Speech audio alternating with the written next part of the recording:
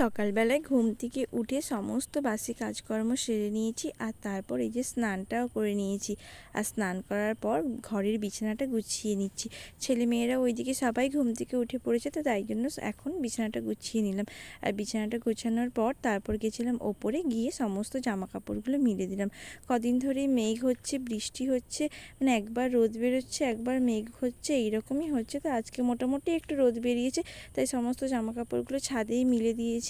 আর তারপর এই যে ছেলেকে এখন সকালবেলা খাইয়ে দিলাম একটু ছাতুর শরবত। আর তারপর আমি বসে গেছিলাম সবজি কাটতে, মা ওদিকে গেছে বাজারে। তো বাজার থেকে কি নিয়ে আসে দেখি, সেই মতো রান্না করব। বাড়িতে এই যে ডাঁটা ছিল, ডাঁটার ঝোল করব, তো তাই জন্য এখানে আমি সবজিটাও কেটে নিলাম। আর সবজি টবজি কেটে ওইদিকে রান্নাটাও বসিয়ে দিয়েছিলাম। আজকে একটু তাড়াতাড়ি রান্নাটা বসিয়ে দিয়েছিলাম। তো এই সমস্ত কাজকর্ম করতে করতে দেখলাম ওইদিকে মাও চলে এসেছিলো। আর আজকে বাজার থেকে একটু গুগলি নিয়ে এসেছিলো, যেহেতু হাটবার ছিল, মাছ তো নিয়ে এসেইছিল, তার সাথে একটু গুগলি পেয়েছিল, তাই গুগলি নিয়ে এসেছিলো। আর গুগলি খেতে না আমার ছেলে খুব পছন্দ করে। তো তাই জন্য সমস্ত রান্নাবান্না করার পর, মানে নিরামিষ রান্নাবান্না করার পর মাছটা ভাজা করে রেখে দিয়েছিলাম। আর আজকে গুগলির তরকারি করেছিলাম।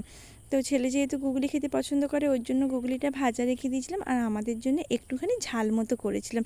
তো আজকের এই ছিল রান্নাবান্না, তেমন কিছু করিনি। তারপর থেকে খাওয়াতে